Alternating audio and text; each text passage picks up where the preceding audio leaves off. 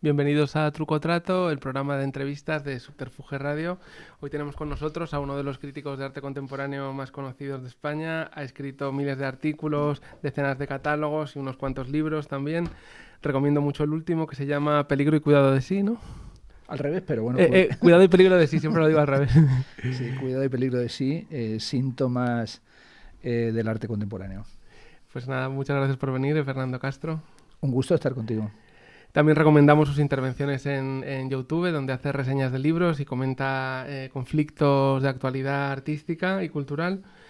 La primera pregunta que te quiero hacer es que creo que vivimos una situación paradójica, ¿no? Porque se habla constantemente de la importancia del arte y la cultura, pero en realidad, por ejemplo, los políticos, pero incluso los bancos y otras entidades, pero se la trata un poco de una manera instrumental, ¿no? O sea, como cogiendo lo que interesa y para unos fines muy concretos que no tienen mucho que ver con los del arte y la cultura, ¿no?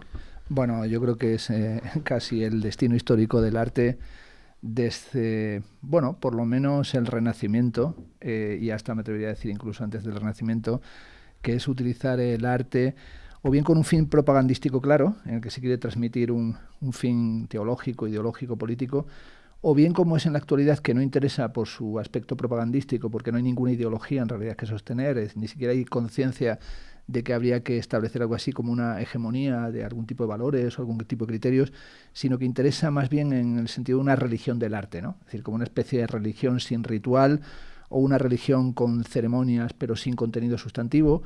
Y sobre todo yo creo que lo que interesa en el presente, en la condición liberal, es más que nada pegar una especie de discurso vacío sobre la creatividad. Es decir, entender que todo tiene que estar lleno de creatividad, que todos somos artistas, que tú también eres un creativo, que en el fondo si exprimes dentro de ti tu alma y sigues al coach determinado y haces el entrenamiento oportuno, podrás convertirte en un creador. Esa es una ideología claramente del emprendizaje, ¿no? Muy siliconiana. Con lo cual sí es cierto que hoy se le llena a todo el mundo la boca para hablar de arte, que también todo el mundo quiere ser validado a través del arte, es decir, que todas las prácticas culturales de cualquier tipo quieren entrar en el museo, una institución decimonónica y antigua, pero que sin embargo sigue siendo el criterio del filtrado de las prácticas culturales. Sí, eso lo han denunciado muchos teóricos, en España Alberto Santamaría, ¿no? Que la creatividad se usa para justificar la desigualdad, ¿no? Si tú eres pobre, parado y no encuentras tu sitio en el mundo es porque no eres suficientemente creativo. Incluso políticos de izquierdas como Manuela Carmena hizo un famoso discurso donde decía que la creatividad era un superpoder y que había que poner mucho énfasis en eso, cuando realmente es un discurso, pues eso, para más o menos culparte de tus problemas, ¿no? Bueno, sobre todo tiene mucho que ver también con lo que llaman algunos teóricos como Eva Illouz y Edgar Cabanas la happycracia. Es decir, en el fondo tienes que creerte que eres creativo, pero también si todavía no lo has descubierto es que estás metido en un nihilismo corrosivo, ¿no? Y autodestructor. Por lo tanto, tienes que buscar una especie de, vamos a llamarlo así, empoderamiento cretinizante a través de la felicidad. Entonces, cuando seas más feliz, conseguirás ver el mundo de otra manera. También te curarás de tus enfermedades, ¿no? Como esta cosa que hacen hoy los gurús del mindfulness, ¿no? Que te dicen que en el fondo tú puedes elegir tus enfermedades y puedes curarte de tus enfermedades.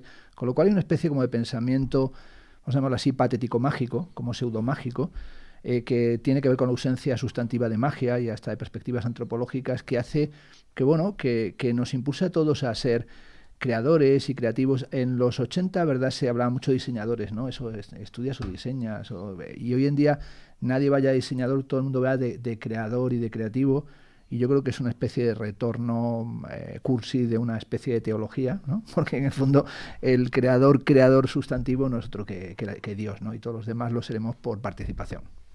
Y esta última frase va a traer polémica, que ahora que cualquier cosa en favor de la religión que dices siempre crea un poco de respuesta. Me ha gustado mucho lo de empoderamiento cretinizante. Una de las cosas que te quería preguntar es sobre el concepto de vanguardia. A mí me sorprende, por ejemplo, que tanto la prensa como muchas veces los propios artistas sigan usando esta etiqueta en 2021, ¿no? La usa muchísimo, por ejemplo, el Niño de Elche, o incluso se habla de la movida o de grupos que reproducen la movida como algo vanguardista. Quiero decir, si es que están haciendo cosas que ya eran antiguas en los años 70, lo mismo, ¿no? Sí, yo creo que esa es una categoría verdaderamente que había que ponerla en cuarentena, y al margen de que está históricamente obsoleta, ¿no? La noción de vanguardia surge de Saint-Simon viene en realidad la táctica militar, es decir, la tropa de choque, la tropa de vanguardia, vanguard, ese es el concepto primero, y los objetivos y además la singularidad de la vanguardia como vanguardia histórica, que es esa vanguardia que está a caballo del 19 y el 20, pero que sobre todo es la vanguardia histórica que aparece con el futurismo, con el cubismo, con el constructivismo ruso, esa desaparece ya en los años 30, es masacrada con la llegada de los totalitarismos y todos los usos posteriores de la vanguardia o son nostálgicos regresivos o son fruto de la indocumentación total. Es decir, cada vez que aparece alguien y dice esto es de vanguardia, pues es, no sé, como una terminología que la puedes emplear si eres tan cursi como para salir con un palo de golf en el barrio Salamanca. Es decir, es una terminología de cayetanos. Yo creo que hoy los cayetanos emplean mucho este término, de estas categorías de esto es de vanguardia. O cuando alguien estás por ahí y dices esto está muy in, dices, ya me mató. O sea, seguro voy a decir que hay cosas que están out y otras que están in.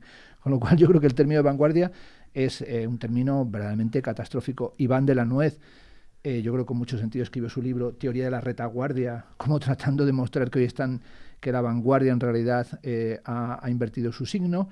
Y yo creo que el que mejor lo tematizó fue en realidad Octavio Paz, que sí que participó tardíamente de las vanguardias. En su libro excelente, Los hijos del limo, dice: la ruptura con la tradición se ha convertido en tradición de la ruptura. Entonces yo creo que hoy la vanguardia es la tradición de la ruptura. Y hay otros movimientos que tienen otras dimensiones, por ejemplo la retromanía. Pues es claramente más interesante esa noción, es decir, de cómo se juega con las temporalidades, que una especie de vuelta a la vanguardia. Yo creo que la vanguardia hay que dejarla como una noción históricamente muy bien acotada en un periodo de tiempo, pero que hoy no tiene ningún sentido. Es más, porque además ni hay tropa de choque, ni hay ni siquiera una línea de confrontación que diga, si es que tenemos ahí unos enemigos contra los que vamos a ir. Es más, la mayor parte de los enemigos que nos inventamos son enemigos fantasmas, ¿no? Enemigos que querríamos que existieran pero que no tienen consistencia.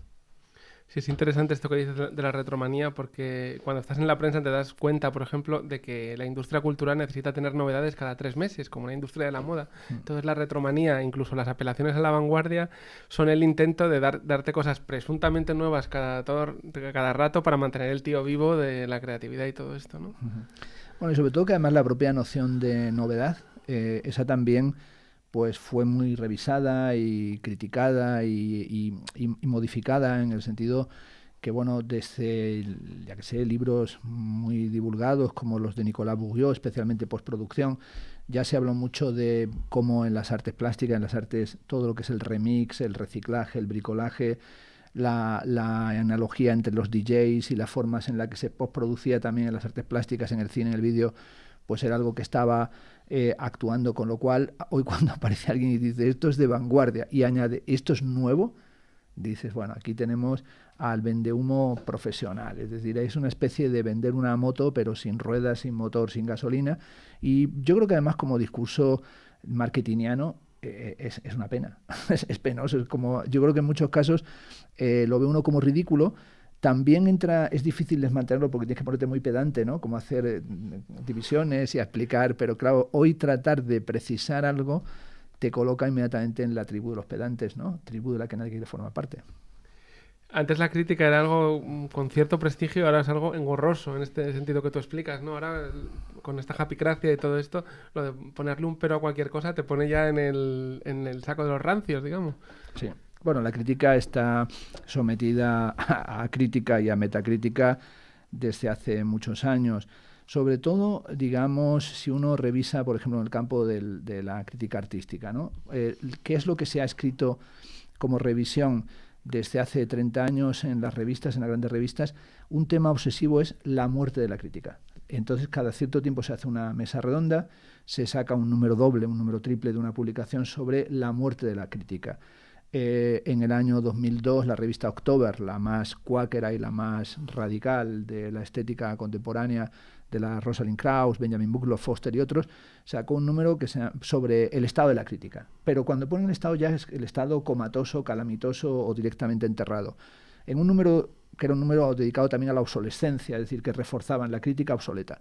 3 años después, el Art Institute de Chicago hace otro debate sobre la muerte de la crítica. Pero es que en el 67 ya Art Forum hizo otro sobre la muerte de la crítica. Es decir, es un tema recurrente, como si solo hubiera crítica zombificada o crítica resurrecta o que reaparece. Y es evidente que hoy, por ejemplo, el camino de la crítica en cualquiera de los campos culturales es un camino muy poco transitado, que no tiene atractivo ninguno, mal pagado. Es decir, el problema básico es que es prácticamente imposible sostener una actividad profesional como crítico teniendo independencia con respecto a las propias prácticas culturales que analizas, es decir, no dependiendo de esa situación en la que finalmente pues el crítico está todo el día participando de los saraos y de los acontecimientos, invitado a festivales en el caso de la música, invitado a museos, con billetes pagados a bienales. Y bueno, si la segunda vez que te invitan pones hablando claro, a caldo, el evento, pues empiezan a pensar que no eras el personaje cómodo que ellos aspiraban a tener, que no era el propagandista. Los propios suplementos culturales han reducido la crítica a reseñismo. Por ejemplo, yo esta mañana tuve que escribir una crítica y te escriben y te dicen, querido amigo, escríbenos la crítica de tal exposición, 300 palabras. Entonces, claro, te dan 300 palabras. Tú colaboras hace muchos años, trabajas en los periódicos y sabes que ahí la cuestión del espacio es, bueno, ¿cómo pretenden que hagamos la crítica de una exposición de alguien que ha estado 2, 3 años preparando una exposición, que ha realizado un trabajo de conceptualización, de formalización tremendamente sofisticado? En 300 palabras, que es que no podemos contar nada, salvo decir, se ha inaugurado tal exposición en tal sitio, ha salido este disco, se ha presentado esta película, con lo cual hemos caído en un reseñismo o en mera noticia informativa, con lo cual esa parte del pensamiento crítico ha desaparecido tanto por el espacio que se concede, cuanto por lo mal pagado que está, y también yo creo que por la emergencia, por ejemplo, en el caso nuestro de las artes plásticas, de los curators. Hoy esta es una palabra antigua, más glamuroso, ¿no? Ser curator, porque no, es que el curator es protagonista, no es autor. Frente al crítico que tiene pues una cosa más antigua, que es la lectura atenta, eres crítico de libros, tienes que leer un libro, es una tarea muy oscura, muy sombría, tienes que prestar atención a muchos detalles y no puedes dar así una perspectiva muy superficial. Y en cualquier caso, digas lo que digas, si hablas en términos reseñistas, eres un flojo total. Y si te metes a saco en la producción cultural, eres un amargado, eres un frustrado y en realidad le tienes manía al artista, ¿no? Con lo cual, y luego también se excluye en nuestro país por principio la crítica negativa. Se piensa que si hace una crítica negativa es porque hay debates amorosos entre el círculo que hay allí. Alguien debe dinero a alguien estuvo a punto de darle una hostia a otro. Es decir, esa cosa de... ¿Cómo vas a hacer una crítica mala? Incluso yo he leído libros de profesores de historia del arte que dicen que no se puede hacer críticas malas porque hacer una crítica mala es no saber que eso no se debe hacer. Entonces hay gente que solamente va de Happy Flowers y primaveras y te dicen, no, yo es que solamente hablo de lo que me gusta. Pues entonces dedícate a dar consejos de corte y confección y dedícate a ir por la calle dando abrazos a la gente en la calle preciados. Esa cosa se llama abrazos gratis, ¿no? Sí. Pero un crítico tiene que ser, si confía en la vieja tarea moderna, que es la que definió Baudelaire, ¿no?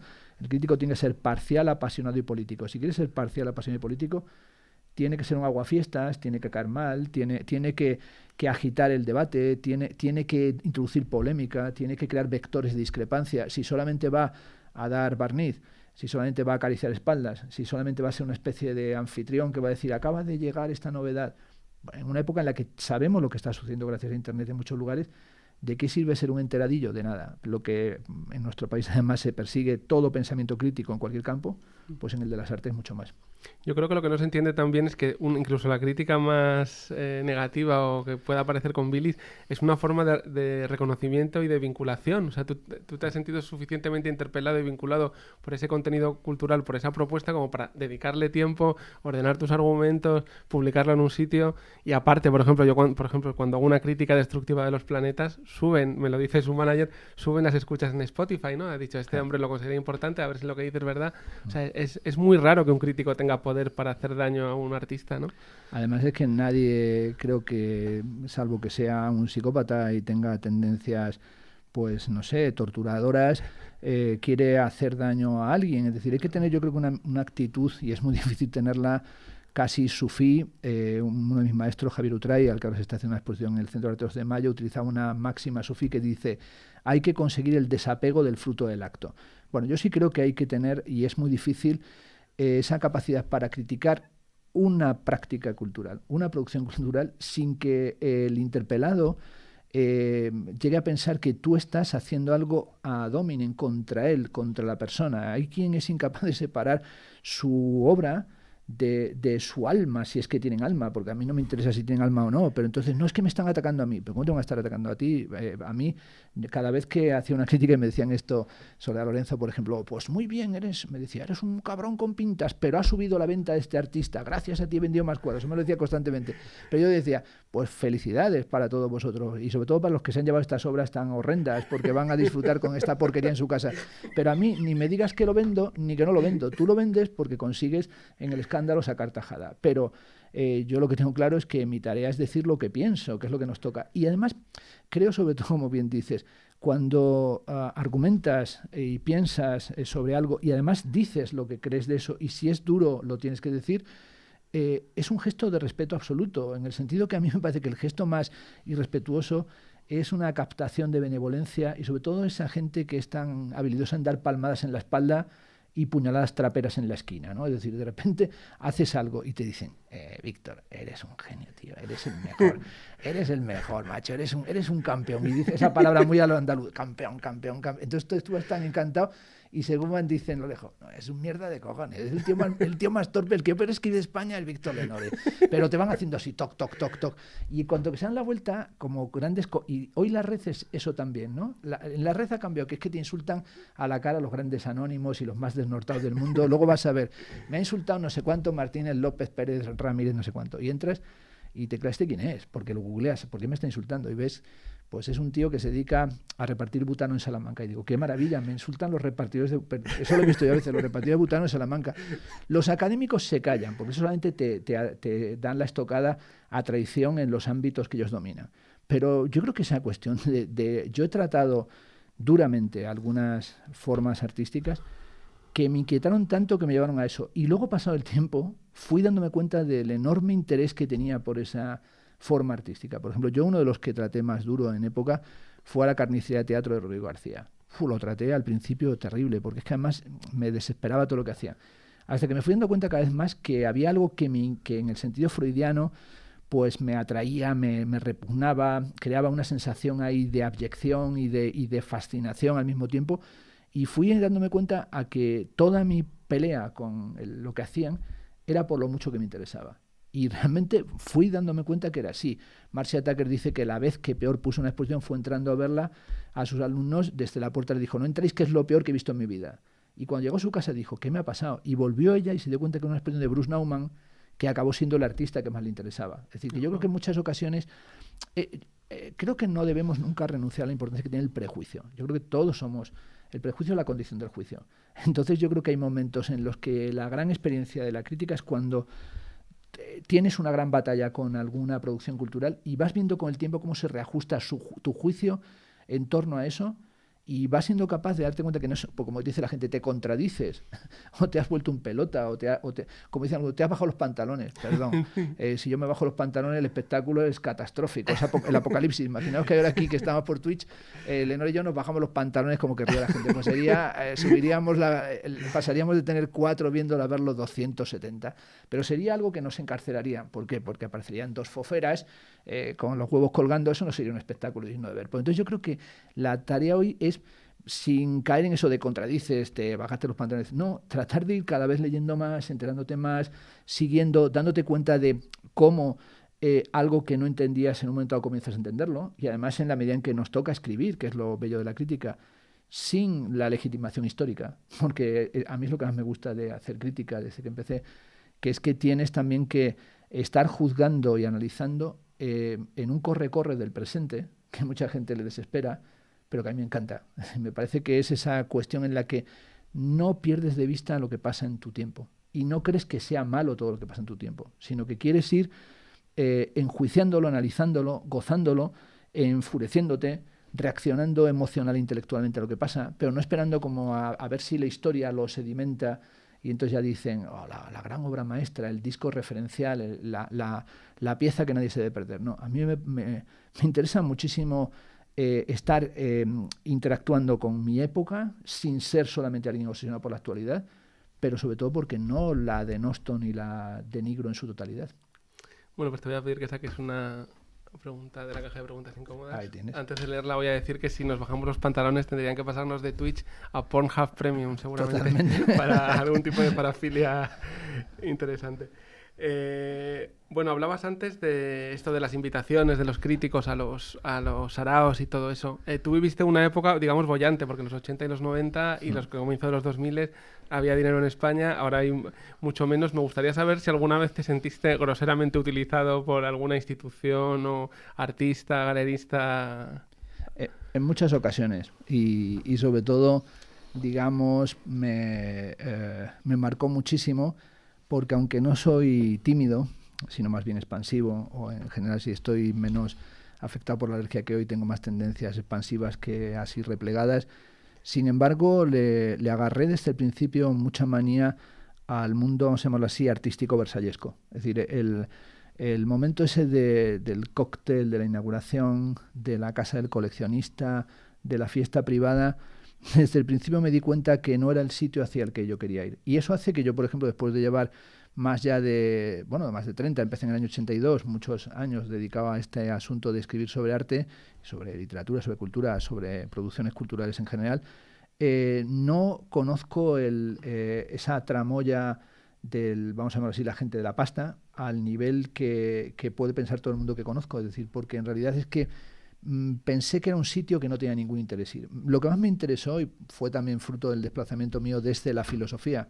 que es lo que yo estudié, la carrera de filosofía, hacia el arte, es que me interesaban los artistas. Es decir, lo que me interesaba, ahí eso es como, ahí sí hay una facción y un bando en el que tienes que tomar posición. Es decir, vas a estar en el campo de las artes plásticas con los artistas y en los estudios de los artistas y trabajando en el proceso de la obra desde que sale del estudio del artista o cuando se está produciendo todavía allí a que van las cajas y llega el montaje, las abres, es un trabajo muy físico, montarlas, clavarlas, colgarlas, etcétera, etcétera, iluminarlas, o vas a estar vestido de chaqueta de Jan Curator, ¿no? Como de curator así de la pose y del postureo para ir a la recepción de los ricos y de los coleccionistas en ese mundo que llama Ito Steyer de latín internacional de discoteca, ¿no? Collectors, selectors, predictors, todo dicho siempre en esa jerga. Y yo pensé que por ahí no tenía dónde ir. Y bueno, verme utilizado en muchísimas ocasiones. Y yo también en muchas otras ocasiones he participado en el mundo del arte, no lo voy a negar, de una forma clara y determinantemente mercenaria. Es decir, que no tengo ningún miedo a decirlo con todas sus letras. Es decir, he hecho muchísimo trabajo alimenticio, he hecho mucho trabajo mercenario. Queda más bonito freelance, ¿no? El lancero libre, pero vamos, mercenario puro y duro. Pero he sido un profesional del mercenariado, quiero decir, no he sido un chapucero, porque a mí me parece que en todas las cosas es importante llamar al profesional. Esto es, tú llamas a un mercenario, como lo he sido yo, que ha librado guerras en todos los continentes, porque he montado más de 500 exposiciones, y tienes garantizado el ataúd de zinc, ¿no? Y tienes garantizado la muerte instantánea, es decir, le va a caer encima toda la bibliografía. Es decir, yo he ido siempre a ofrecer una muerte digna, que es con toda la bibliografía que te va a caer encima. Entonces otros llegan y los que son solo aficionados o chapuceros de esto te pegan una puñalada en la rodilla, ahí dan hueso y te hace daño, luego te dan con un palo en la cabeza y te abren una brecha pero que no te mata, luego te sacan un ojo pero el otro no, entonces quedas tuerto. Entonces es gente que no hace el trabajo bien hecho. En esto es bueno llegar y decir, no, uno que llegue y sea como un profesional acá, se lo cargo. Entonces yo he hecho esos trabajos, sí, en muchas ocasiones, y sobre todo cuando era más joven y tenía solo una obsesión, que era que no le falta nada a mis hijos y a mi familia. Es decir, que hay un momento en la vida, y yo creo que mucha gente dirá, qué chorrada. No, es el centro de lo que va a pasar profesionalmente en muchas ocasiones, que es el momento en el que tú dices, si yo no me hubiese dedicado a hacer la crítica de arte, hubiese empleado los mismos medios violentos que empleé a través de la crítica de arte para cometer atracos. Es decir, habría cogido, en vez de tirar de la metralleta verbal, habría cogido las armas oportunas y habría dado palos. Entonces habría dado palos y si hubiese tenido que ir a robar, pues habría robado sin ningún tipo de problema. ¿Por qué? Pues porque viniendo como yo de una situación económica familiar pues absolutamente muy básica y proletario total, pues solamente me faltaba tener que pensar que era todo andar dando charlitas así o viviendo, como se dice, gratis de amore, por amor al arte. No. Entonces hice mucho trabajo mercenario y supe en cada momento que lo estaba haciendo. Es decir, que en eso no me engañé. Es decir, he hecho de una parte enorme de mi producción industrial catalográfica, que son miles de catálogos, pues no da ni para encender una chimenea. Es decir, pero pero sí tomaba la molestia de hacerlo bien. Alguien dirá, este es el peor de todos, porque hacía cosas malas, pero bien hechas. Bueno, pero era mi forma personal en la que yo por lo menos trataba de no engañarme a mí mismo intelectualmente y siempre tratar de buscar un perfil que es el que me caracterizó, que era tratar de que hubiera algo divertido incluso en medio de situaciones escabrosas, porque sí es cierto que después de tantos años he visto cada una que alucinarías. Bueno, cuéntanos una ya que... Bueno, he visto muchas claramente de palo, es decir, por ejemplo, recuerdo perfectamente en una ocasión con un artista amigo mío, Nacho Criado, gran artista, inauguramos la exposición, teníamos allí todas las piezas, se llama la pieza de precisión endógena, y era como pobre, habíamos raspado una pared y nos fuimos a poner el traje para inaugurar, porque esto hay que hacerlo siempre, esto es una cosa horrorosa, pero hay que hacerlo, y las señoras de limpieza barrieron la obra. O sea, barrieron totalmente la obra. Entonces llevaron la obra que era lo que estaba en el suelo. Y solo quedó la cartela que decía depresión endógena, medidas variables, etcétera, etcétera. Y vino un famosísimo crítico de arte, cuyo nombre no quiero acordar, mi director de museos, que lo ha sido de varios, y entonces nosotros nos quedamos en shock porque había desaparecido enteramente la exposición. Y el tipo que tenía que dar el discurso de inauguración, que era él, dio un discurso impecable, donde habló desde el santuario de Roy G. en Kioto hasta Heisenberg, la mecánica cuántica y Martin Heidegger. Y entonces nosotros dos allí con una cara de, hostia, esto está sucediendo, pues sucedió. Entonces, o sea, he visto muchas ocasiones en las que, por ejemplo, una ocasión había una obra de Cristo. Bueno, es que con Cristo había una muy buena. Cuando se estaba haciendo la Expo 92 de Sevilla, la Catedral de Sevilla era el pabellón de Andalucía, el pabellón de Sevilla de la Expo. Y estaba allí el Jesús Aguirre, que este sí le traté bastante, personaje escabroso donde los haya. Y entonces él, que era un gran pedantosaurus, pretendidamente frankfurtiano, dijo, aquí hay que hacer una gran obra de arte que sea el gran proyecto del pabellón de la catedral. Y dijo allí en medio de unos analfabetos funcionales, políticos, para más señas, aquí lo que tiene que hacer es que tiene que venir Cristo y embalar la catedral. Claro, Cristo y Jean-Claude, su famoso embalaje. Entonces dijo uno, todo menos herejías. O sea, que creían que era una misión de Cristo, el Cristo bíblico. No, bueno, y en una ocasión he visto desembalar un Cristo, es decir, una pieza embalada, desembalaron, y cuando vieron, finalmente vieron una motocicleta y creyeron que la obra era la motocicleta, la obra era el embalaje, ¿no? Yo he visto esa operación de la dificultad para entender si la obra era el continente o el contenido en muchas ocasiones. Por ejemplo, con los arquitectos he visto cada una que alucinas. Es decir, es que yo he colaborado con Calatrava. Entonces, es decir, yo he sido, al margen de mercenario, he conocido a personajes tan abyectos, incluso más abyectos que yo. Es decir, esto es un poco a lo Blade Runner. He visto cosas que... Pero yo he estado en casa de Calatrava, ¿no? Entonces, quiero decir que he visto al Star System arquitectónico cuando los políticos del mundo doblaban la rodilla ante esos arquitectos conscientes del periodo egipcio de la cultura. Es decir, se daban cuenta de que la única posibilidad era templo y poder, es decir, continuaríamos a través de las pirámides contemporáneas. Entonces estaba, por ejemplo, el día que la Furasbaus presentó en el Palacio de las Ciencias y las Artes de Valencia de Calatrava el acto inaugural. Pues allí, por ejemplo, ver aquello y ver allí a la Fura haciendo de las suyas y ver llegar allí a toda la época, claro, estamos hablando de Zaplana, estamos hablando de ese momento que describe Chirves, es decir, lo que describe Chirves en Crematorio es la punta del iceberg de la gran movida que se lió en esos ámbitos y la que se lió en todas partes. Es decir, en el fondo tampoco he visto nada excepcional, pero si alguien, como en mi caso, estaba activo en la cultura en los 80 y tuvo que ver, por tanto, la movida de la época del PSOE, tuvo que ver la época de Barcelona, la época de las Olimpiadas, de la exposición de Sevilla, el final del siglo XX, que fue como el final del soufflé, todo lo que sucedió en el siglo XXI, y ha ido viendo gobiernos tras gobiernos, políticos tras políticos, lo que ha sucedido en la cultura, que hemos tenido siempre al frente de la cultura, o bien a idiotas profesionales o a pedantes que creían que por el hecho de ser gente de la cultura eran los mejores ministros. Por ejemplo, Semprún, cuando le hicieron ministro de Cultura, Semprún creía que él era un gran ministro, pero no pensaba que era un ministro, pensaba que era una distinción, que junto a las distinciones que él tenía francesas había otra más que era ser ministro de Cultura. Entonces, claro, dijo, pero es que hay que venir a trabajar. Entonces, no, hombre, ¿cómo vamos a venir a trabajar? Nosotros venimos ya de vuelta de todo, ¿no? Entonces yo creo que ha sido, hasta que ha llegado este último, que bueno, que yo creo que es un hombre que si le pones una, yo qué sé, una piel de oso y le metes así una foto con un contraste de una caverna random por detrás, un render, y es un hombre de las cavernas. O sea, sencillamente, salvo, yo creo que si le llevas un día a un concurso hecha a la parta vasca y le das unos palos, el ministro actual, pues es una torrija. O sea, descripción zoológica, torrija con forma humana, desconocedor de todo. Entonces, es alguien de estos, como puede ser la consejera de Cultura de Murcia. O sea, en cultura, en el ámbito cultural, siempre venimos a aparecer personajes terroríficos, ¿no? O sea, casi en todos los demás también, porque, por ejemplo, da igual, es un problema, da igual, por ejemplo, un señor como Castells, nombran y todo el mundo, coño, un intelectual. Dice la gente, este es un intelectual, por fin viene uno de los intelectuales más respetados, la Sociedad Red, la gente cita los años que estaba con Alain Touraine, con Lefebvre, que estaba en París, tal.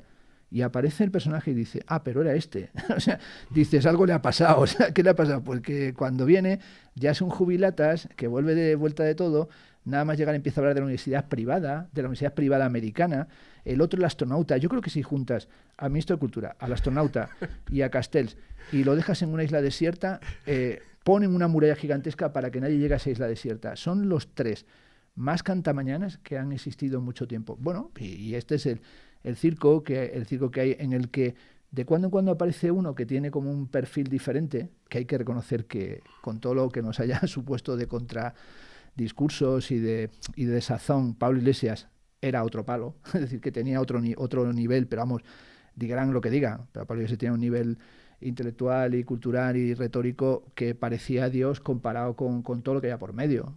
Triste, porque si eso era el mayor nivel, es que había poco nivel en realidad, pero todo lo demás es la caspa absoluta.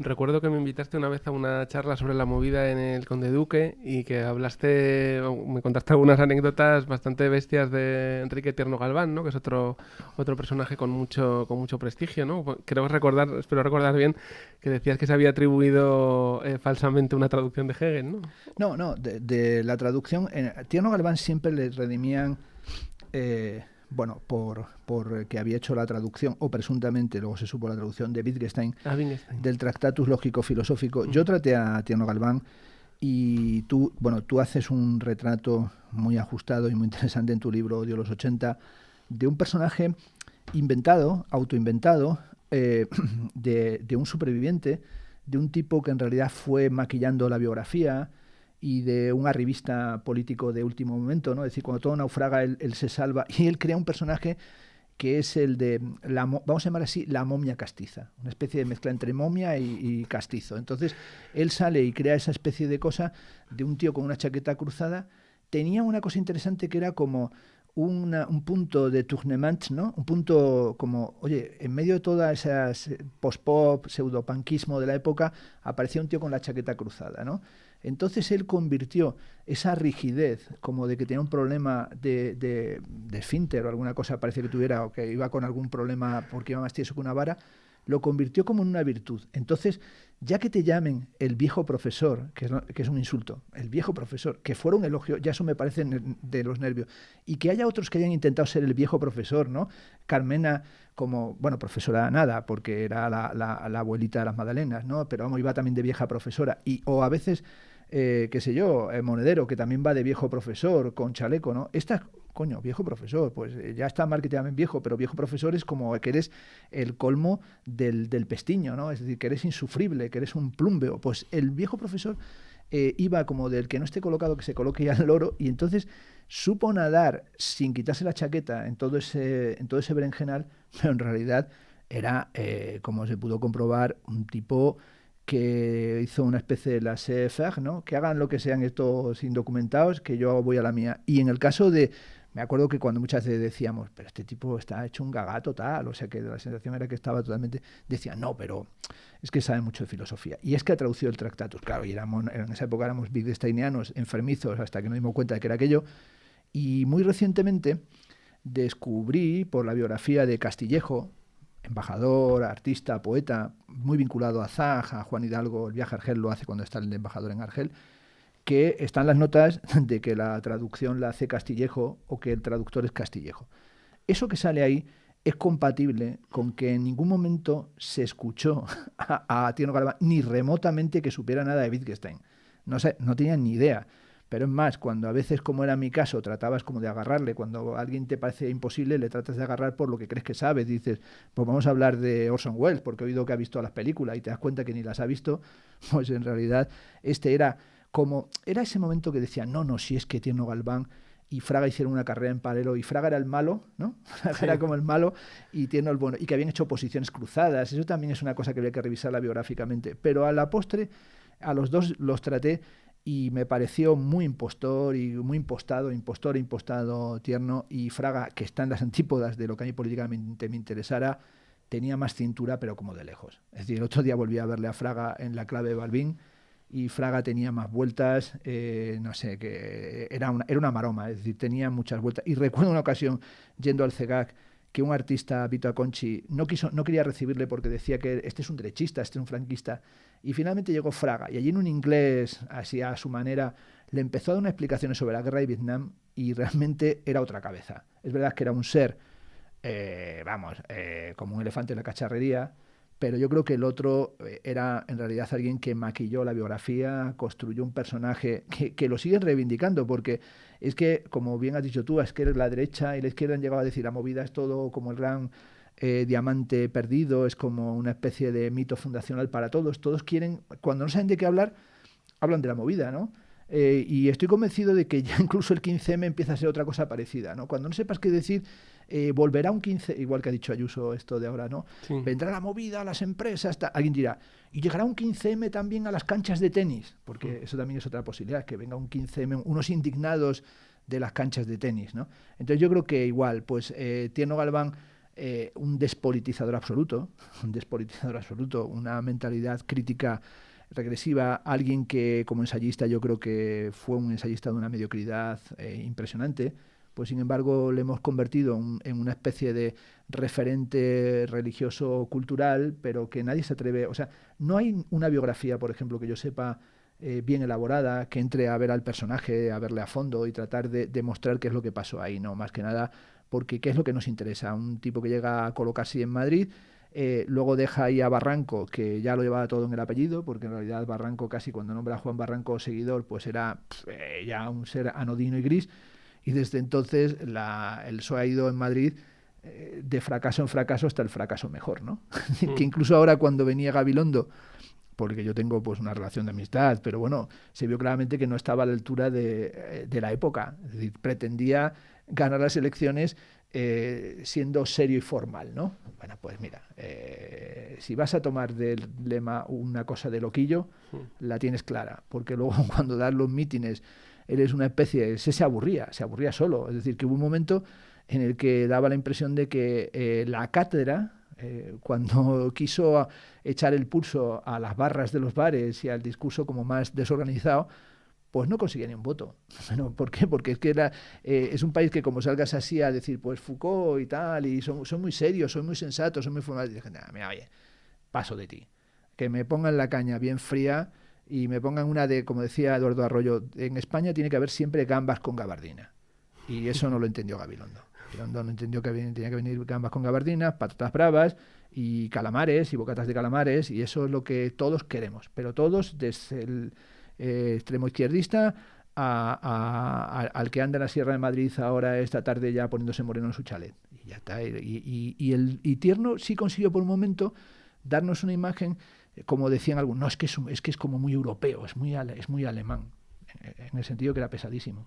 Y luego daba esos bandos, la gente luego publicó unos bandos que es lo más conocido de su obra, esos bandos que hacía como con una prosa, como regodeándose, como si fuera una prosa antigua, pero eran ripios, ¿no? Eran ripios, una cosa ripiosa, y decía, pero este hombre ha convertido los bandos en una estructura literaria, y este es el legado textual. Pues si es un tío que escribía bandos, pues no sé, ya ahí lleva mal destino.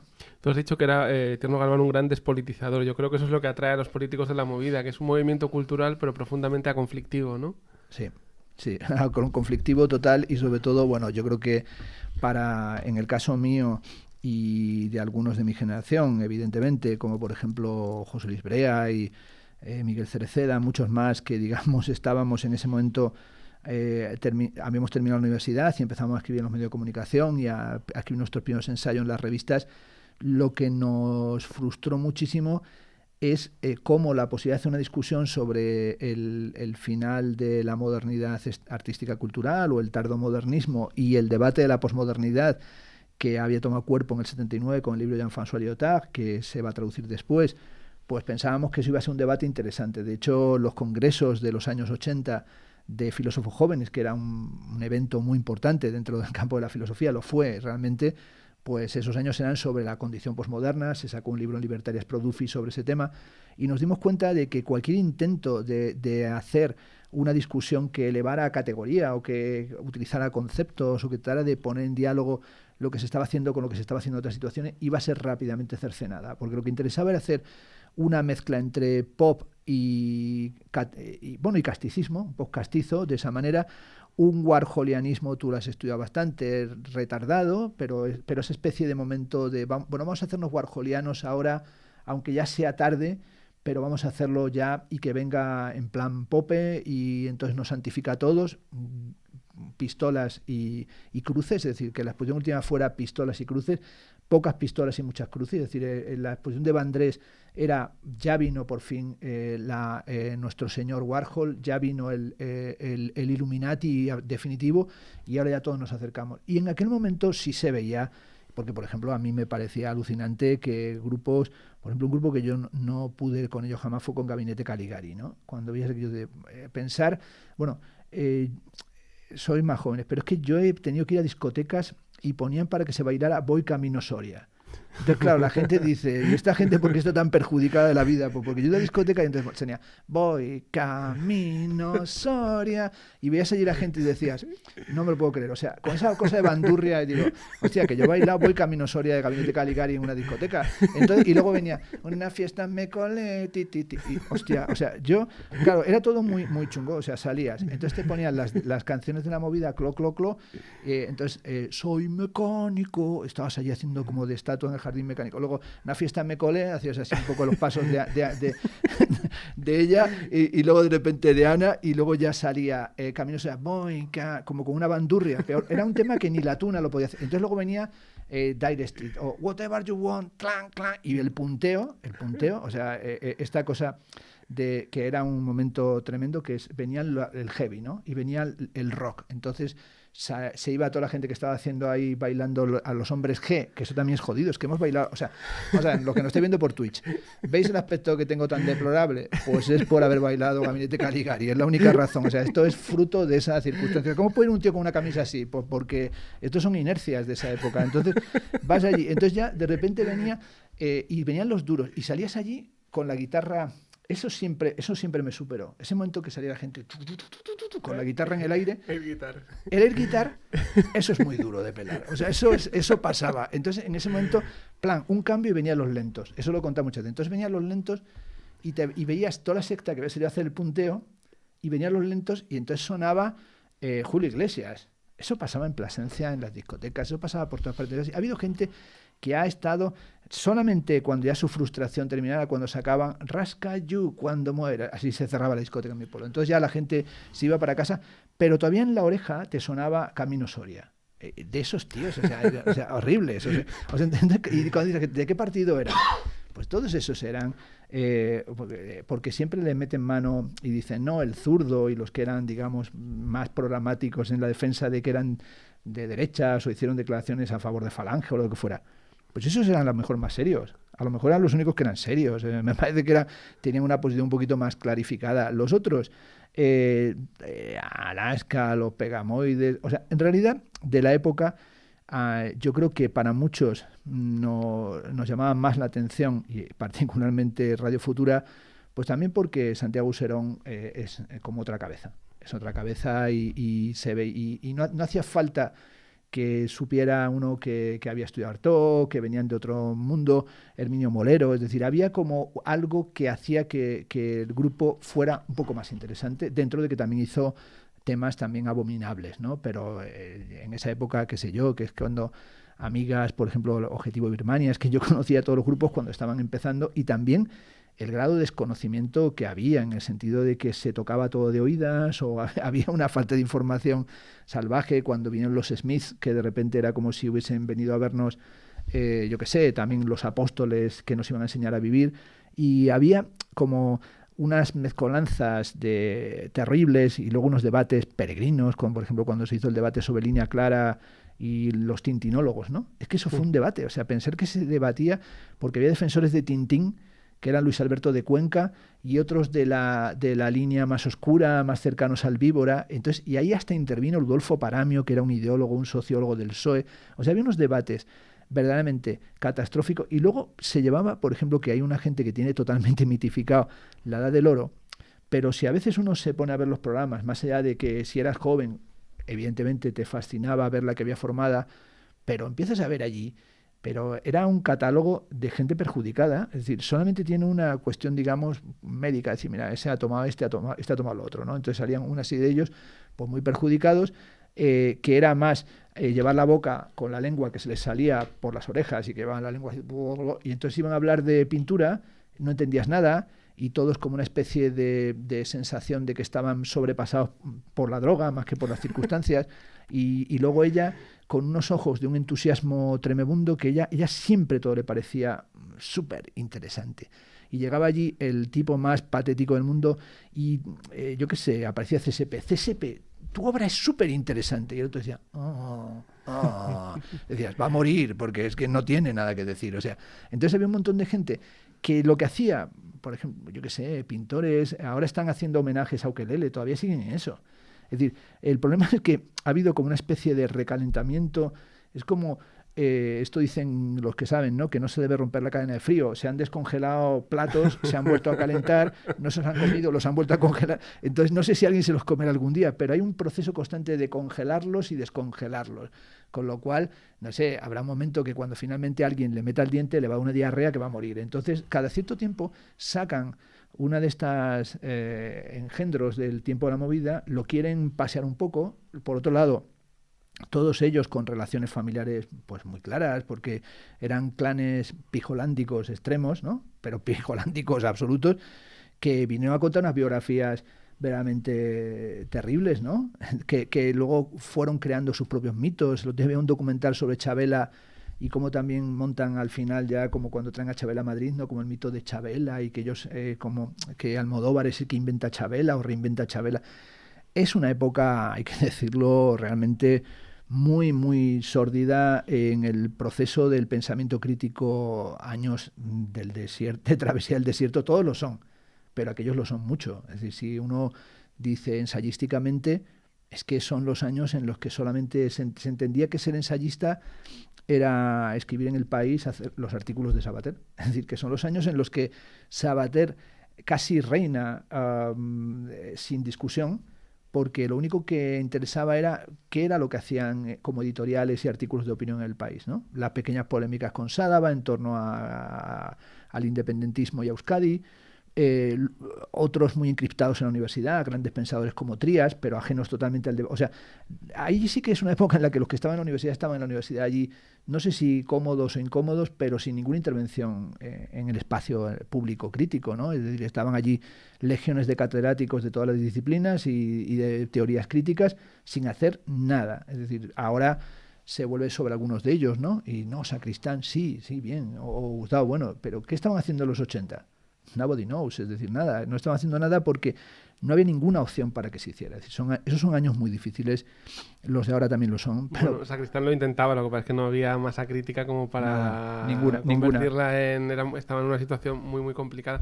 Me gustaría preguntarte, ya que hablamos muy mal de muchos políticos, si tú que conoces no solo Madrid, sino toda España, porque has hecho muchas exposiciones, ¿hay algún político que realmente hayas dicho, este hombre está intentando, esta mujer está intentando hacer algo coherente y digno con la cultura, que te hayas encontrado y que digas? Difícil. Es que ha sido siempre muy raro. Por ejemplo, el presidente, he conocido pocos y más bien así raros que les interesara, por ejemplo, las artes. Por ejemplo, el presidente durante un tiempo de Baleares, Bouzá, del PP, por cierto, pues era un tipo que le interesaba, pero sustantivamente el arte, que él mismo coleccionaba arte, que tenía un interés grande en el mismo y que era alguien realmente que quería que se hiciera un proyecto y bueno, cayó, entre otras cosas, por todo el tema de la lengua y de la enseñanza bilingüe y de si se hacen en mallorquín o si se hace en inglés, pero era un tipo que ya estaba vinculado con el arte y con la cultura previo a ser político y luego cuando lo fue lo continuó. Por ejemplo, el alcalde, el que llegó a presidente del gobierno asturiano, Tini Areces, era un tipo que le interesaba sustantivamente también el arte y tenía al lado a Jorge Fernández de León, que era un hombre también, sigue vinculado a la cultura, ahora menos, pero que fueron los que pusieron en marcha Laboral, que ahora está desapareciendo y desmantelándose. Ese sí le interesaba la cultura de una manera más o menos significativa. En otros sitios, nada. Por ejemplo, es que he tratado casi todos los políticos, qué sé yo, en mi tierra, Ibarra, pues le causaba sarpullidos. O sea, para él la cultura no tenía ningún fin. Aquí en Madrid, por ejemplo, Sagún era un tipo al que le interesaba mucho la pintura y el arte y era un hombre culto y lector, pero en realidad no hacía nada en esa línea.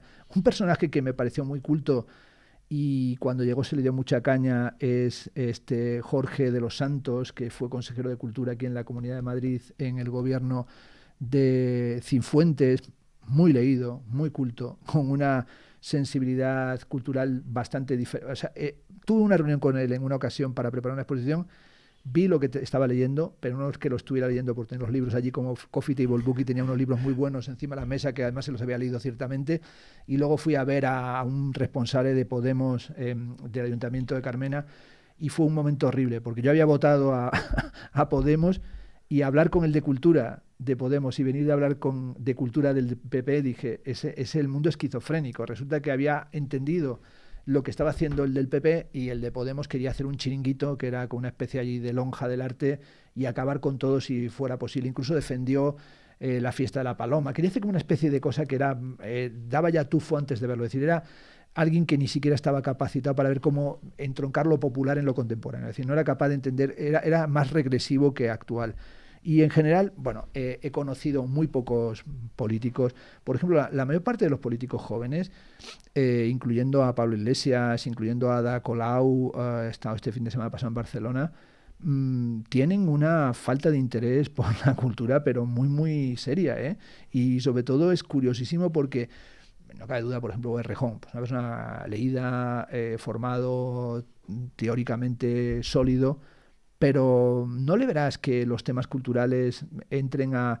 Sí, es cierto, por ejemplo, Jazmín Beirak, pues una persona también que en cultura tiene, yo creo, una posición sumamente coherente y elaborada y estructurada, pero yo creo que el problema básico es que cuando dices en el tema musical, fue al hormiguero Pablo Iglesias y le dieron una guitarra, que no sé cómo coño él no mandó quemar la guitarra, porque tú vas y no sé, es como si yo llego aquí y me decís, mira, que tenemos una guitarra eléctrica, pues muy bien, abro la ventana y tiro por la ventana la guitarra y que se vaya a la calle Almirante, ¿qué sentido tiene que meter a mí la guitarra? Entonces el otro le dan una guitarra y coge la guitarra y en vez de romper a la manera canónica la guitarra en la cabeza de Pablo Motos, va el tío y se toca una de Crae. Luego él llega... yo qué sé, el otro, el coleguita suyo, y veis que canta una de Sabina, ¿no? Entonces están siempre como atascados, o sea, eso ya no son ni la movida, eso han vuelto al Pleistoceno superior.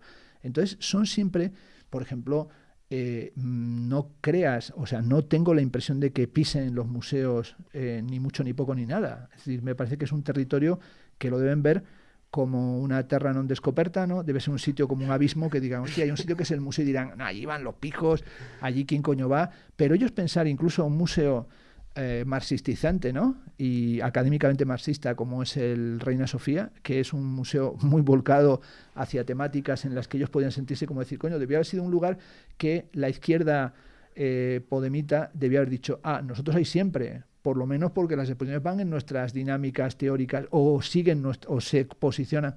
¿Qué va? No los ves, es que no iban ni a las inauguraciones oficiales, de nada. Entonces, bueno, pues poco. Por ejemplo, César Antonio Molina sí fue cuando estaba de ministro alguien que tenía esa sensibilidad, pero bueno, venía de ser jefe de cultura de Yo 16, había estado en el Círculo de las Artes. Por ejemplo, el actual que yo tengo la confianza de que sea alguien que nos redime algún día, el actual director del Círculo de las Artes, Mario Rocco, pues también una figura claramente cada vez más político, Sí. pero también filósofo, una figura, yo creo que del poco tiempo que lleva en el Círculo se le ve un perfil realmente de alguien que va a renovar mucho lo que esa institución es, y ojalá sea un factor que dé un paso más allá en el tiempo que toque, porque es alguien que tiene encima capacidad, iniciativa y hasta don de gentes y de lenguas, y que yo creo que puede ensamblar otras situaciones. El propio Barja, pues Barja como gestor del Círculo de las Artes también es una persona súper sólida, es decir, que hizo ahí exposiciones, proyectos, libros, y muy a contracorriente de todo, porque ese sí que no hacía concesiones a nada, es decir, hacían una exposición, venga, pues era una exposición sobre la clase arquitectura, era una exposición sobre Goethe, o sea, le pegaban al núcleo duro de la cultura clásica y también al contemporáneo, es decir, que creo que eso sí lo saben hacer, pero en general los políticos, he conocido algunos que tenían, por ejemplo, y está encarcelado Rafa Blasco, que era vicepresidente en Valencia, pues un hombre de una cultura de teoría política prodigiosa. Es decir, muchas veces te encuentras con esa cosa de gente que tiene una sólida formación, pero luego cuando ves la práctica y las costuras y hacia dónde llevan su vida, dices, madre mía, un desastre. Es decir, y sí, el panorama en general. También, por ejemplo, Zapatero, pues decía que le interesaba mucho la obra de Gamoneda, luego descubres que en realidad no le interesaba Gamoneda, sino que era que el padre y Gamoneda tenían amistad y que habían tenido cosa de que le llevaba al colegio. Bien, pues era que había tocado la mano de Gamoneda. Esto y nada es nada, es decir, poco. Por ejemplo, el alcalde de Santiago, Sergio Estevez, era un hombre que le interesaba mucho la arquitectura y le interesaba la cultura. Luego se metió en aquella cosa horrenda de la ciudad de la cultura de Peter Eisenman y la cagó, pero vamos, a un nivel súper salvaje. Pero sí era un hombre también claramente interesado en hacer un proyecto cultural para Santiago y se vio que lo hizo. En mi opinión, también un político que conocí que era culturalmente muy, muy válido, Pedro Alberto Cruz, que hay mucha manía de criticarle y de ponerle mal.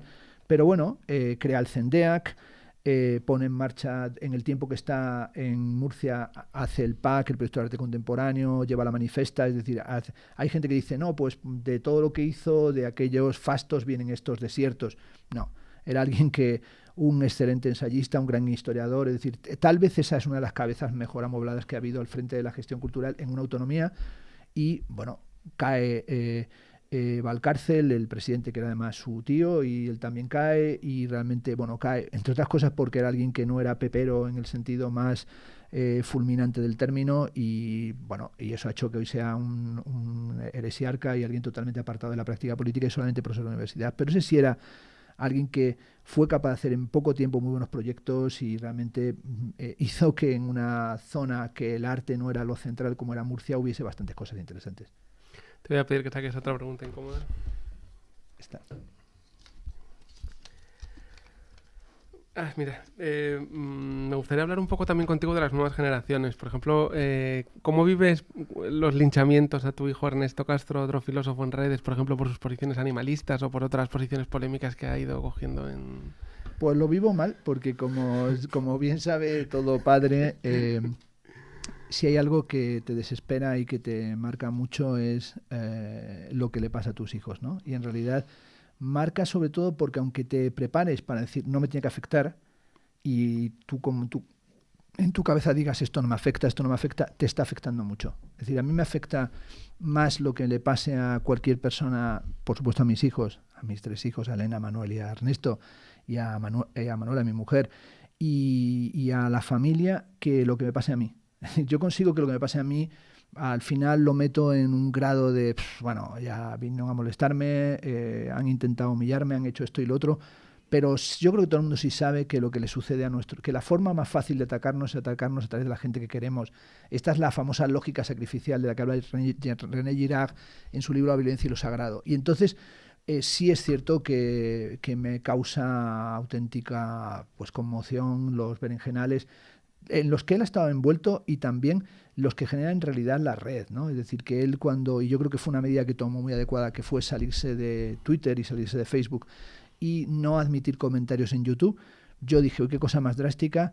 Pensé, digo, se va a aislar mucho, alguien tan estudioso como él, pero creo que luego hizo muy bien, sobre todo porque hay un nivel de toxicidad en el que te ves metido todos los días, por ejemplo, los libros de Seymour, Twittering Machine, el libro de Sad by Design, Tristes por Diseño, toda la bibliografía, los libros de Franco Bifo Berardi, que tenemos sobre el particular, o incluso la propia historia de Tai, el robot de Microsoft que se puso en marcha hace 5 años y que a lo largo del día se volvió nazi, luego antifeminista, luego habló que mataron a los judíos, luego se hizo trumpiano y hubo que desenchufarlo al final del día a Tai.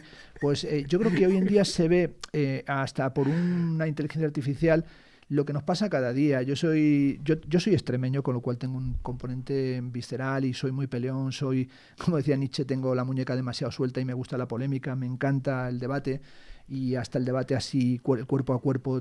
Soy un fanático de la lucha de las MMA, sobre todo luego de Khabib, ¿no? Del gran Khabib, y ahora pienso y digo, bueno, a mí me encanta entrar a esa lucha, pero cuando te levantas por la mañana y coges el teléfono y a las 8:15 de la mañana que estás todavía sentado en la taza del váter, que es una cosa antihigiénica, pero sucede así, y entonces abres el Twitter y estás haciendo ahí tus sacrosantas necesidades, entonces lees que hay un tío cretino que te ha insultado y tú ya vas cogiendo el tono y antes de tomarte el café has insultado a 4 y a tu vez te han insultado 14 y luego ya cuando llevas antes de tomar el aperitivo, ya no me lo tomo, pero si lo tomara digo, pero ¿cómo puedo estar esta mañana enzarzado en estos berenjenales? No, ahora que ha vuelto Liz Duval, Liz, que es muy amiga de Ernesto y yo también, bueno, tenemos relación solamente por las redes, nos hemos tratado solamente a través de redes, pero pienso, fíjate cómo cada día se veía a Liz metida como en unos andurriales extraños. Y yo decía, ¿qué le aporta? O sea, ¿qué te aporta? Porque hay una cuestión también de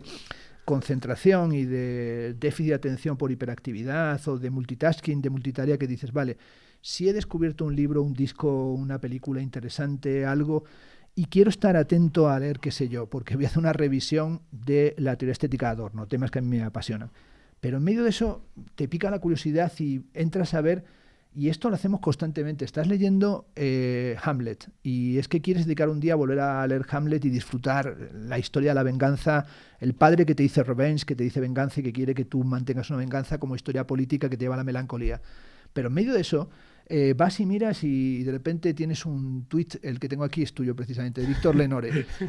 Genial, gracias por aceptar, convocándome a venir aquí. Digo, ¿pero por qué he dejado de leer Hamlet para leer un tuit? Entonces de repente lees un mail, te llega una notificación de, como me llegó a mí ayer de la NECA que me cabrea, te llega no sé qué, contestas en Facebook, llega una imagen, te llega un GIF y dices, vaya berenjenal que tengo en la cabeza. O sea, hoy es normal que tengamos pues una especie de mente así súper aplanada, porque queremos atender a muchas cosas, pero atendemos mal a todas. Y yo sí creo que por ejemplo, en esto, que en una época, pues como cualquier joven que esté pensando hoy, pues quería devolver todas las bolas. Hay algo que, por ejemplo, es cierto. Pretendemos muchas veces que somos como Nadal en el tenis, que tenemos unas piernas tremendas y unos tobillos de fuerza y que podemos llegar a todas las bolas y deslizarnos sobre la tierra batida y devolver todas, pim, pam, y por desgaste. Pero es mentira, nos sueltan dejadas, también jugamos a veces sobre superficies que a veces es Wimbledon, a veces es césped, a veces es cemento, como pasa en Australia, a veces es moqueta. Entonces te vas lesionando y te vas lesionando mentalmente. Entonces quieres ir a devolver todas las bolas y yo creo que en muchos momentos hay que decir, esta no la voy a tocar. Yo hoy, por ejemplo, que estoy súper indignado con algo que me pasó, pero y me dije anoche, no me tiene que afectar. Pues todo el día en la cabeza como dándome vueltas, tum, tum, tum, tum, tum, y solamente pienso en cómo ha podido pasar eso. Y en realidad tendría que decir, ya, tengo que intentar buscar algo que me dé placer, que me meta en un modo de pensamiento crítico que sea divertido, incluso hasta polémico, pero evitar estas cosas que es cada cierto tiempo aparecen, qué sé yo, los buenistas, que eso es una cosa ya como terrible. Aparecen los buenistas y te vamos a sistemáticamente a criticar tu posición. Y vienen ahí unos personajes que, salvo para comer cachopo, no están preparados para otra cosa en el presente. Entonces estos se alimentan de cachopos. Entonces es normal que hagan una filosofía cachopizante o cachopizada. Entonces tú estás allí tan feliz leyendo y hablando de cosas que te interesan y vienen y sueltan, además sobre todo en un grado extraño. Yo hago constantemente, como sabes, directos en YouTube con poco seguimiento. Bueno, tengo un canal modestísimo, 25.000 que va a llegar ahora, no es nada. Pero cuando estás hablando un día, por ejemplo, vamos a comentar, no sé, dediqué 16 sesiones a comentar el último Foucault, el Foucault de los últimos años en el Collège de France. Pues en medio de eso llega uno, ¿y qué opinas de Gustavo Bueno? pero vamos a ver que es un seminario online sobre Foucault. Y entonces llega, ¿y qué opinas de Jesús Maestre? ¿Y ese quién es? Y oye, ¿y por qué tu hijo es tan gilipollas? Entonces me pregunta, digo, ¿y tú dónde vives? O sea, hay momentos que entran... La época antigua tiene una ventaja, que cuando venía alguien a insultarte, yo eso sí lo añoro, no soy nostálgico de nada, la gente venía en los bares y en distintos sitios, por ejemplo, aquí está el Tonis, estamos a 2 pasos del Tonis, ¿verdad? Y entonces uno iba allí y aparecía la gente a las 4 de la mañana perjudicadísima, pero venían en persona, entonces llegaban y te ofrecían 2 hostias. Entonces tú veías que eran artistas, que había un conflicto, músicos, el que fuera, y te decían a la cara, eres un cretino, eres un gilipollas integral, Entonces te ofrecían, entonces tú, había un toma y daca que casi nunca se sustanciaba en que se pegara la gente, pero venía un cuerpo, una cara, una voz, a tal, y aducían razones. Mira, lo que has dicho de mi disco, de mi obra, de mi tal, de mi cual, pum, pum, pum, pum. Y hasta el final había abrazos y cantos regionales a la puerta, salía la gente, había amor, se amaban, se besaban enemigos radicales en la boca. Entonces, bien, momento confuso como en toda borrachera, pero por lo menos había eso. Ahora, cada mañana, y además sobre todo el hater consigue eso, es el gran experto en conseguir atención. En la época actual, que hay que conseguir atención de todas las maneras posibles, llegan y te captan. Entonces tú, sortearlo es difícil. Y aunque digamos, insisto, que no nos afectan, bueno, tú todas las mañanas, todos los días, pues viene alguien, estabais ahora con quién, con Maestre, ¿no? O Maestro. Antonio Maestre, sí. Maestre, sí. Es que maestro es algo que le supera también. Bueno, Maestre. Pues este, por ejemplo, que es un personaje también delirante, o sea, que este personaje, o sea, este es el estado de la cuestión, que este personaje salga en algún sitio y no, digamos, no sea alguien que, yo qué sé, este es un personaje que tendría que estar dedicado a las tareas pues más rudimentarias, como sería peinarnos a nosotros lo que nos queda de barba, una tarea sencilla. Bueno, este es tertuliano y este habla sobre teoría política. Entonces sale un personaje ahí que es pues un zoquete integral, que ahora rojipardo, no sé qué, vamos a ver, que se dedica, yo cuando lo veo, como claro, mi defecto es que me dedico a las artes plásticas, digo, se refieren a la teoría de los colores cuando dicen rojipardo, o sea, gran confusión, Goethe no lo admitiría, bueno, más de la broma, pues este, por ejemplo, es de esta gente que todo el santo día, cuando te metes en ciertos temas, insulto va, insulto viene, insulto recibe, y yo creo que es un arte que hasta ha ido perdiendo gracia, porque además tienes siempre que contenerte, no vaya a ser que estés insultando, ya viene un mansplaining, ya viene el machirulo, ya viene no sé qué. Pero bueno, yo durante años, y ahora lo conseguí en cierta medida, por alguna razón extraña, no me insultan tanto como, evidentemente, como Ernesto, que tiene más visibilidad y que yo ahora soy un poco como la Pantoja en el campo de la filosofía, es decir, soy padre de artista, en el sentido que ya el famoso es él, y es bueno que lo sea, porque si yo no hubiese visto a mis hijos superarme, estaría realmente afectadísimo. Pero ver que esto es algo... Hoy me lo preguntaba alguien, ¿te sentirás muy orgulloso de ver lo inteligente que son tus hijos? Absolutamente admirado. Es decir, para mí que Elena en su campo en el feminismo, que Manuel en sus temas literarios, que Ernesto en los temas filosóficos, hayan conseguido tener, no digo tanta visibilidad, que me da igual, pero conseguir sobre todo tal convicción en el trabajo que hacen, tal entrega de hacerlo, divertirse, amarlo, vivirlo y sobre todo disfrutar de esos procesos de investigación. Eso es lo que más ilusión me hace. Al final somos, y es una cosa enfermiza, una familia muy obsesionada por la lectura. Es decir, que en realidad la única actividad a la que nos dedicamos básicamente es a leer. Hace poco me dijo un día uno, eres un gilipollas absoluto, te dedicas a leer libros. Eso me lo escribió, entonces me dijo, eres un gilipollas, te dedicas a leer libros. Y dije, gracias, o sea, ¿te has dado cuenta que me dedico a leer libros? Y me dijo, ¿y estás siempre hablando de libros? Sí, y he venido hasta aquí, por ejemplo, caminando en el metro y con un libro en la mano.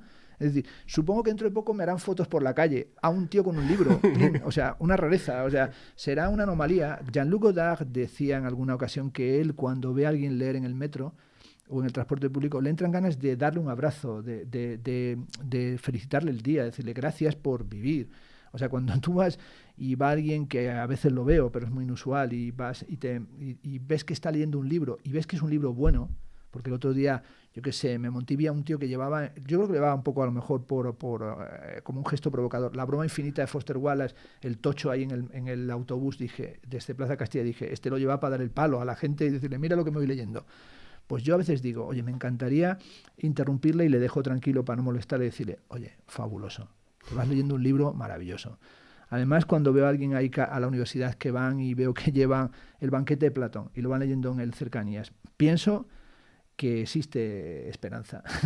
Para otros la esperanza es otra cosa. Para mí ver a alguien con un buen libro o que van a ver una buena exposición, entrar en una sala. El otro día fui al Museo Nacional de Arte de Cataluña y estábamos en el Románico San Vicente Taúl delante del Pantocrátor, solos mi mujer y yo. Y durante un buen rato solos, y no entró nadie. Y dije, al primero que entre le voy a pegar un abrazo que le voy a romper las costillas. Sobre todo para que sepa que por fin ha entrado a un sitio que aquí... ¿qué hay mejor que esto? Cuando estás en la Vía de los Misterios de Pompeya y estás allí solo y no llega nadie y dices, bueno, estás casi como el custodio, el testigo de que existe un mundo que transmite todavía intensidades enormes y con el que tú te quieres relacionar. Y el resto, siendo, como digo, alguien que me interesa todo lo que pasa y soy demasiado curioso y todo me tienta, sin embargo, el núcleo central es la lectura, los libros, lo que los libros me han ofrecido, que no va a dejar de ofrecérmelo, espero. Bueno, pues con este elogio de la lectura y antes de la hostilidad cuerpo a cuerpo que se convierte en cordialidad, cerramos el programa. Muchas gracias por venir, Fernando. Un gusto haber estado contigo, además en este lugar de horror vacuo y absoluto. He visto que pone prohibido jugar con la pelota. Espero no haber hecho mucho la pelota y sobre todo que es un gusto participar aquí en el podcast. Y nada, gracias por haberme invitado. Y gracias también a todos los que lo escucháis cada semana.